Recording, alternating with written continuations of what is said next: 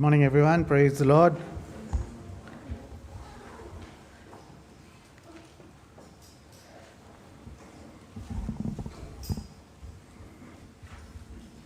With the barbecue causing a lot of distraction for us this morning,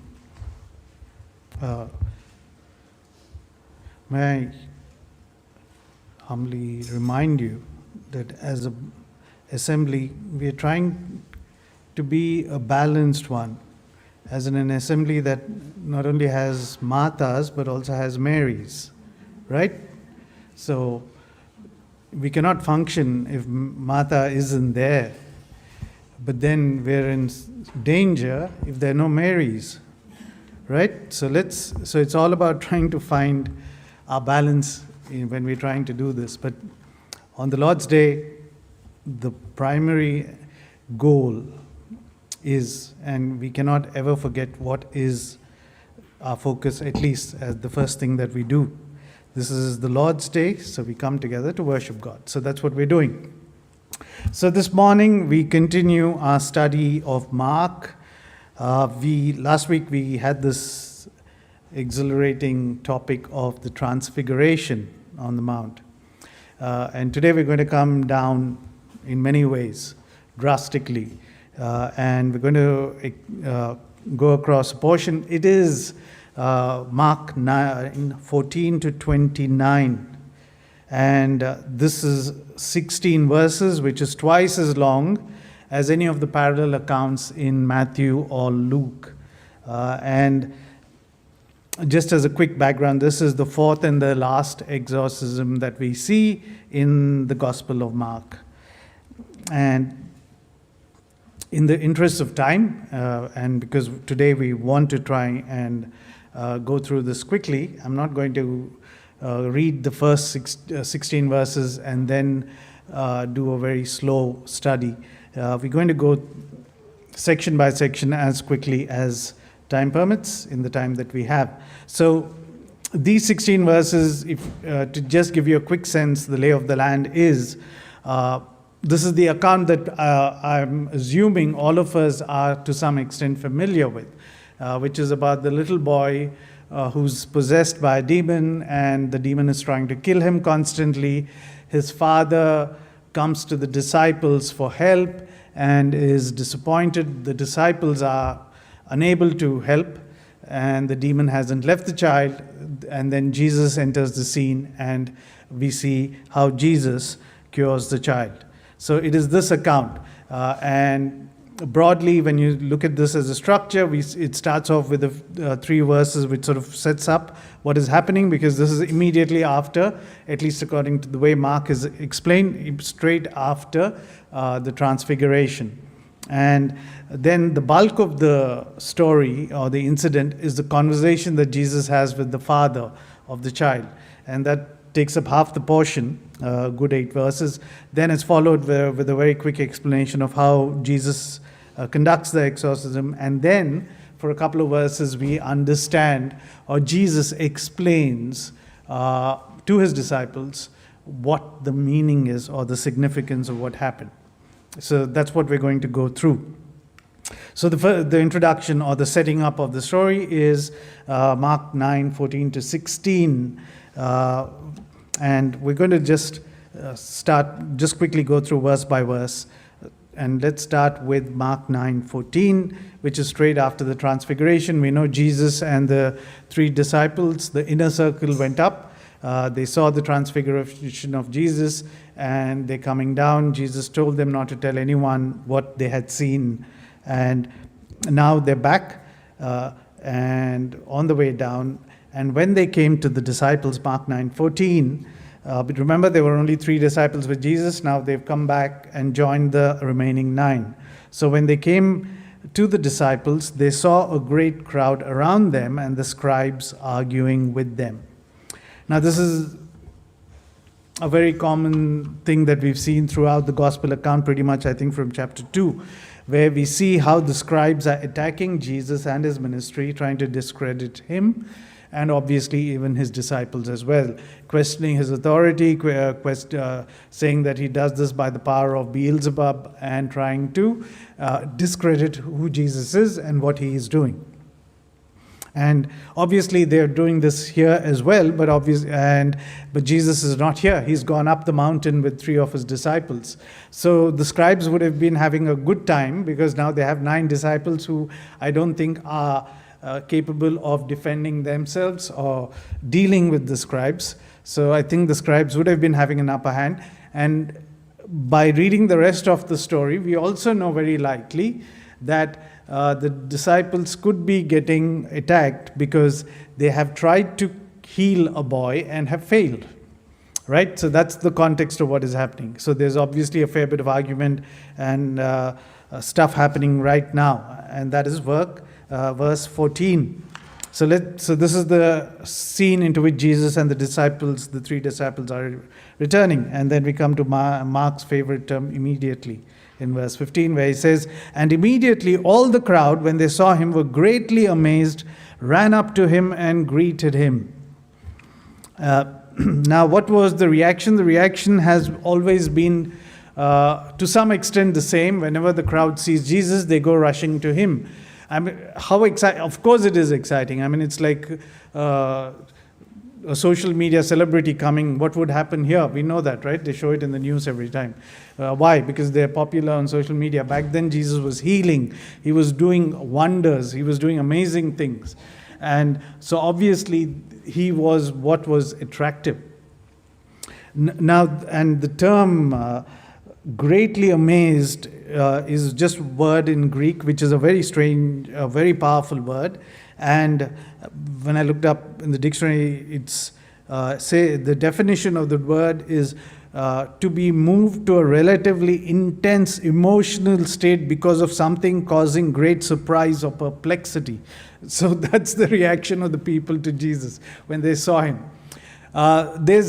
Why were they so overwhelmed? To be honest, there's no further information. And as always, with biblical texts, there's a huge number of possibilities.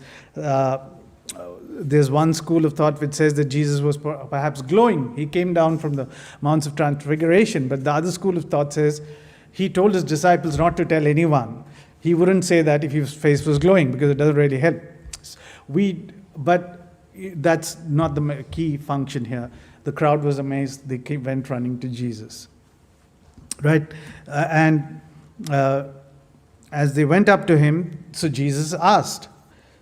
And Jesus asked them, "What are you arguing about with them?" Now, in this account, it's quite perplexing because there's a lot of he and thems. So who is the them? I don't know. Nobody knows. To be honest, at least there's no clear indication. So Mark does not specify to whom Jesus is addressing them and you. So he says, what are you arguing about with them? So he could be asking the crowd, he could be asking the scribes, he could be asking his disciples. But seeing that his main concern would be his disciples and the argument they're having with the scribes, not really the crowd. So most likely Jesus' question was directed at his disciples or the scribes, right? And no response. Obviously, the disciples don't have much happy things to report right back. If at all, they'd only be embarrassed at this point because, the scribes aren't saying anything either. So at this point, Jesus asked, "What is happening?" And then someone from the crowd speaks, and that's when we finish the introduction. We've set up, now we're moving to the second part, which is the conversation between Jesus and the Father. Because this is now, we are introduced to the Father, which is a good 8 verses. So I'm going to just straight go there. Okay, verse 17 introduces us to this Father. "And someone from the crowd answered him, 'Teacher, I brought my son to you, for he has a spirit that makes him mute. And whenever it seizes him, it throws him down, and he foams and grinds his teeth and becomes rigid. So I asked your disciples to cast it out, and they were not able.'" So this is what Jesus hears after when he questions, what is happening here. Now, verse 17, so this is the father who's telling about his son, and he said, humbly, he says, "Teacher, I brought my son to you. Obviously, when I came to you, you weren't there because you were on the mountain. For he has a spirit that makes him mute." So the boy is describing having a demon. He is demon possessed that rendered him unable to speak. Cannot speak, right? And then verse 18 talks about some of the things that the demon is doing, and that sounds a lot like a major form of epilepsy, doesn't it? For any of us who've known it, or even as a matter of fact, if you read the other gospel accounts, I think Matthew uses the term specifically used for epilepsy. But to clarify, yes, those were the dark ages medically, but the Gospels and other ancient literature often distinguish between disease and demonization. So there's sometimes a danger that we think, anything that refers to demons is talking about a medical condition, but not so. And so the boy was suffering from epileptic-like symptoms rather than epilepsy per se.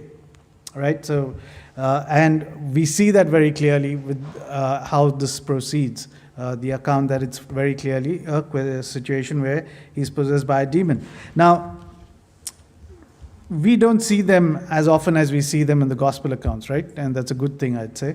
But I think during Jesus' ministry, they chose to manifest far more openly and frequently. Essentially, this is talking about war against God, right? Satan and his legions against God. And so I think, and Jesus unmasked them many times. And clearly showed they were demons. He commanded them. He had power over them. So it's not surprising that we do read a lot of accounts in the Gospels and not so much after, and not so much in our lives now. Because in many times demons choose to operate not openly. And so the father explains what is happening to the child. He's possessed. It's a demon that makes him mute. And on top of that, it throws him down. He foams at the mouth. He goes rigid. He grinds his teeth. And this constant throwing and hitting and battering causes harm to the child. And as we read later, that the demon is trying to kill the child by doing this. And the father then concludes in verse 18 by saying, "So I asked your disciples to cast it out, and they were not able." Your disciples failed. Now that is the key thing that he's coming and informing Jesus about. And what was Jesus' response? Verse 19, "And he answered them, 'O faithless generation, how long am I to be with you? How long am I to bear with you?'" So who is Jesus calling a faithless generation? Especially in the Old Testament, that's often a label chosen for all of Israel, as you know. And in this context, it could be the scribes, it could be the crowd, it could be the father, it could be the disciples. And while it would be appropriate for all of them, I think it's primarily aimed at the disciples. Because if you look at what he's saying, how long am I to be with you? Jesus is not essentially with the crowd guiding them around, or with the scribes guiding them around, or with the Father. So if you look at that, it seems to be aimed, because right now the Father has come and reported a failure of the disciples, right, to Jesus. And while you can apply this as a blanket chiding from the Lord, I think in many ways it strikes closer home to the disciples. I mean, after all the time they have spent with him, such lack of trust was inexcusable. Because this was clearly a lack of faith, right? Lack of belief. And yet, though Jesus, and the second statement, I mean, of faith, how long am I to be with you? The second one is just almost venting his frustration. How long am I to bear with you? But Jesus doesn't just leave it there, because then he says, bring him to me. He still chooses to act, still chooses to address the issue right now. The need right now is this father who's distressed because of what his son is going through. Right, so this is the situation, and the conversation continues, and this basic interaction between Jesus and this father, troubled father, continues in the next verse, where it tells us that they brought the boy to him. So the boy who was possessed is brought to Jesus, and when the spirit that had possessed the boy saw Jesus, immediately it convulsed the boy, and he fell on the ground and rolled about, foaming at the mouth. So literally he threw a fit right there. And there was whatever the father had described, now they were seeing a live version of what is happening. And this verse emphasizes how serious the demonization was, right? Hearing about it is something, but then here everyone is watching this happening. And as you can see, it convulsed the boy, but the boy did not scream, which shows that it was a mute spirit. I mean, the spirit made him mute. He was unable to actually make any sound. And so they're seeing this display happening, the boy rolling there and foaming at the mouth and on the floor. And what happens next?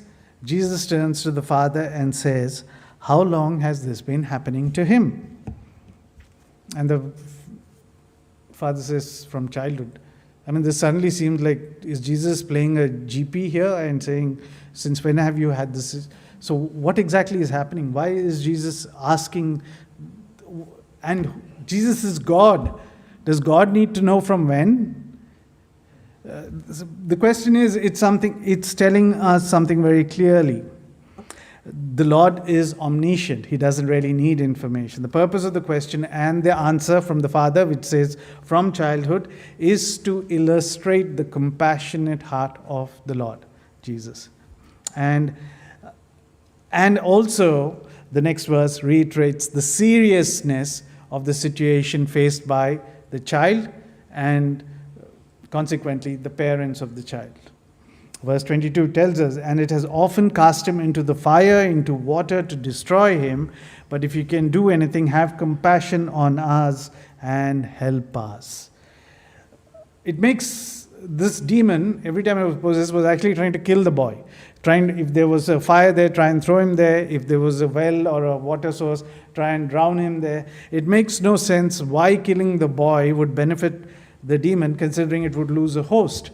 But demons are evil and destructive, and their actions are fundamentally malicious rather than logical or rational, right?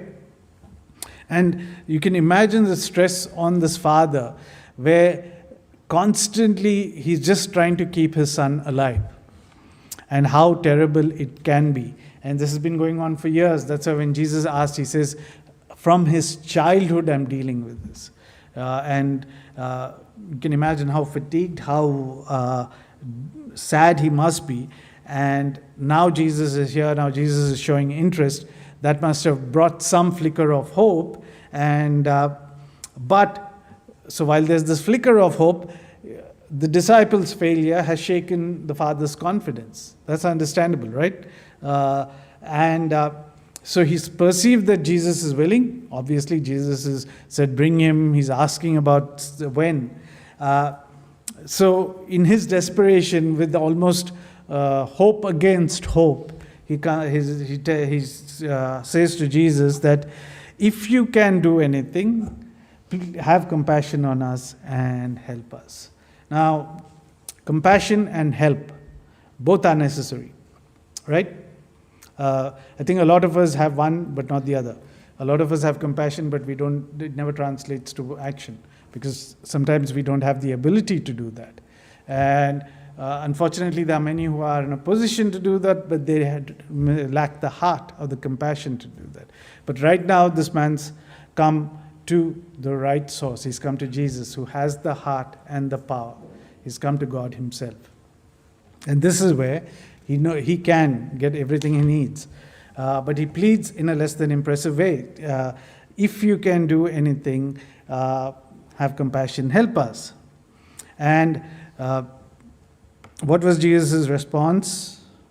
Jesus said to him, if you can, and all things are possible for one who believes. I think this is one of the very powerful exchanges. And this is if you say what is the key teaching, this is what Jesus is teaching. This is the whole purpose of this incident. And this is the takeaway for today. The focus is all things are possible to one who believes.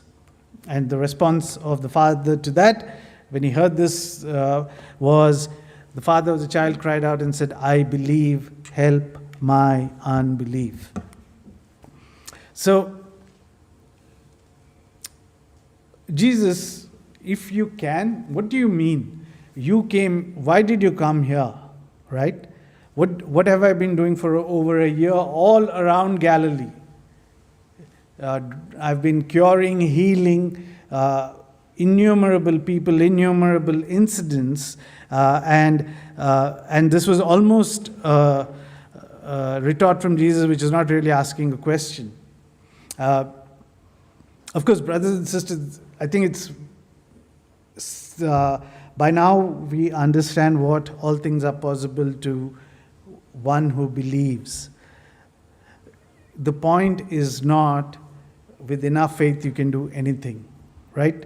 And that is, I guess, one way to misunderstand this completely. The point is God has the power to do anything. It is not the amount of faith that is important. It is the object of your faith. Where is your faith directed? And this is the truth Jesus taught before, and this is the truth Jesus will continue teaching. Do you remember in Capernaum, chapter 5, we see two instances, right? Where Jairus' daughter, when he's going to Jairus' daughter, on the way he's walking, what happens? On your screen, Mark 5:34 to 36, the lady with the issue of the blood. Verse 34, he said to her, daughter, your faith has made you well. Go in peace and be healed of your disease. You saw an amazing display of faith of the woman who wanted to just touch Jesus. And that continued. Then Jesus as he was walking to Jairus' place, Jairus gets a report saying, your daughter is dead, don't bother, let it go. And Jesus repeats and he says, do not fear, only believe. This is an exhortation. This is important. Jesus can heal without faith if he chooses to, which he's done many times. But we also see that the absence of faith can be a critical hindrance to success of ministry. Another instance, Mark chapter 6, again something we looked at, where in his hometown, in Nazareth, Mark 6 verses 5, it says he could not do mighty work there except that he laid hands on a few sick people and healed them. Why could he not do mighty work there? Because he marveled because of their unbelief. That is lack of faith, which can cripple. And then if we go forward, we know in the very next couple of chapters' time, we'll read about Jesus' visit when Jesus goes to Jerusalem. And we see this teaching in chapter 11, where Jesus exhorts his disciples to say, have faith in God. And then again, the big instruction from verses 22 to 24. So this is what the focus that we're looking at. The lesson of faith is essential to access the power of God. Right? Everything is possible if you have faith or if you believe in what I can do. That is what Jesus is saying. We sometimes drop the I can do and we assume that faith is a magic chant or a magic thing, and just by wishing hard enough, it will happen. Right? The main point in this, brothers and sisters, the miracle does not depend on the degree, quality, or amount of our faith, but having faith that connects to the Lord Jesus Christ, right? And it is, you know the principle, right? It is a faith as small as a mustard seed principle. And what is the man's response to Jesus' statement?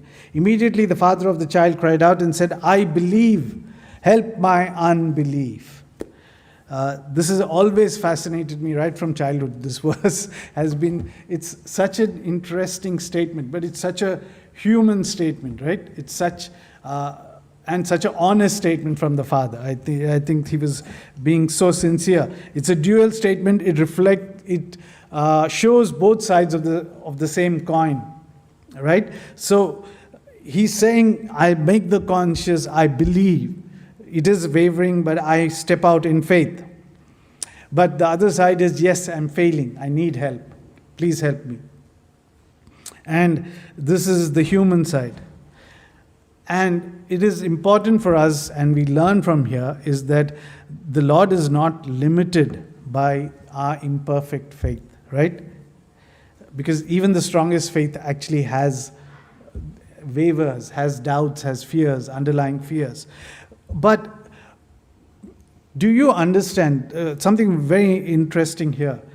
Even the second statement, part of his statement, help my unbelief, brothers and sisters, is an act of faith.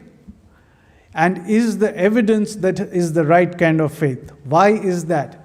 He's asking God for help. He's depending on God to help. He's not saying, I'll figure out my unbelief. I'll hide my unbelief. No, the essence of true faith is depending on God and His ability. And that is what you see here. He's saying, Lord, help my unbelief. And that is essentially what you and I need to do when we are struggling with situations, is not to try and magically hide it, not to appear without unbelief, but to actually depend on God and say, God, help my fears, my unbelief. God takes over when people let go and put their trust in Him. And that's what we see here. So, this is the conversation Jesus had with the Father. Then we come to the next two verses which cover the exorcism, where when Jesus saw the crowd came running together, He rebuked the unclean spirit, saying to it, you mute and deaf spirit, I command you, come out of him and never enter him again. Now we see what is happening. Crowd is building. There's all the sensation, the child there foaming and in a horrible situation. And Jesus is obviously not trying to attract any attention, because He wants to avoid any undue messianic acclaim right now. His public ministry is over. He has nothing left to prove. He's just moving down to Jerusalem. He wants to teach His disciples. So Jesus sees, okay, this is, and He quickly chides the spirit and commands it. He calls it a mute and deaf spirit. That's when we realize that the boy is not just mute, but he's deaf too. And come out of him. And for the first time in the gospel, the unique gospel thing, where we hear Jesus telling the demon, never enter him again. Verse 26 and 27. And after crying out and convulsing terribly, it came out, and the boy was like a corpse. So the most of them said, he is dead. So obviously the demon heeded the command. He couldn't disobey what Jesus said, but it showed its anger and it showed its displeasure by throwing the boy again one last time, and people thought the boy is dead. And but verse 27 tells us, but Jesus took him by hand, lifted him up, and he arose. Interesting choice of words. Took him by the hand, lifted him up, and arose. Exactly the three phrases used to describe how Jesus raised Jairus' daughter. Just something interesting when you look at the grasping, raising, getting up.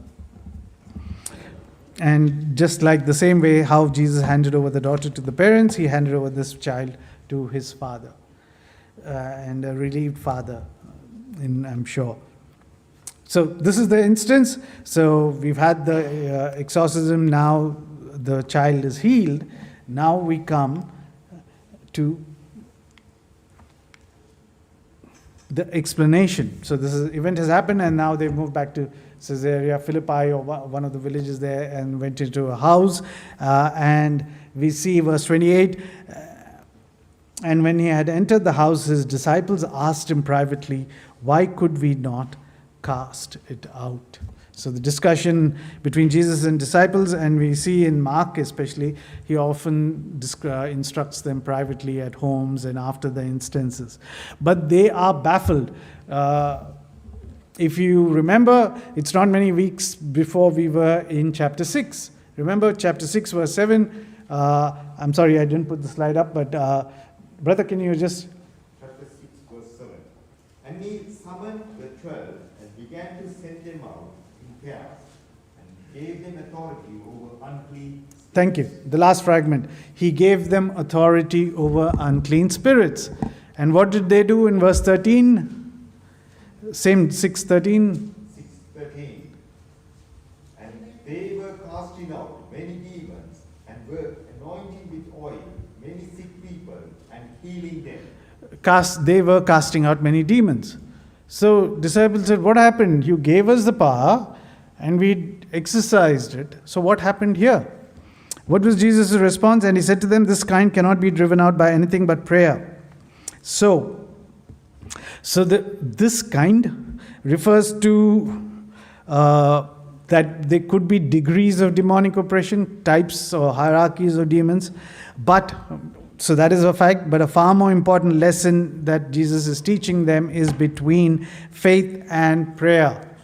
The disciples had been tempted to believe that the gift they got from Jesus was now theirs. They said, okay, Jesus said, I give you power over demons. That said, okay, that's it. It's in our pocket. We do it. When the Lord gives us certain things, we assume now we've got the license, right? And they thought they had the power over demons and they could exercise control. Jesus simply is reminding them, you have no power of your own, especially over demonic forces. It is only by faith through prayer that you can exercise the power, this delegated power that I give. Very quickly, a note about fasting, because I think a fair few of us have authorized versions. And if you notice, most of the other versions don't. Very simply, it's been proved that that's incorrect. And stop and think. Jesus is telling them it is not human actions or abilities that work. You have to depend on God. Why would then Jesus say fast? Is fasting a divine thing or is fasting a human action? Right? So adding fasting to prayer actually goes against what Jesus is trying to teach the disciples here. He's saying it's not about what you do, it's not about, but it is your dependence on God and praying that works. So therefore, it's not about fasting, but it is the focus is dependence on God. So, brothers and sisters, this reminds us, as we conclude, the simple truth for us is, yes, it is about the supremacy of Christ. You saw what was declared on the Mount of Transfiguration now in action, how Jesus has power over spirits, over every force. But I think the key lesson for us is our need for faith. We see the faith failing from the disciples right at the beginning. We see wavering faith in the middle, but the Father, and then we see this lesson from Christ.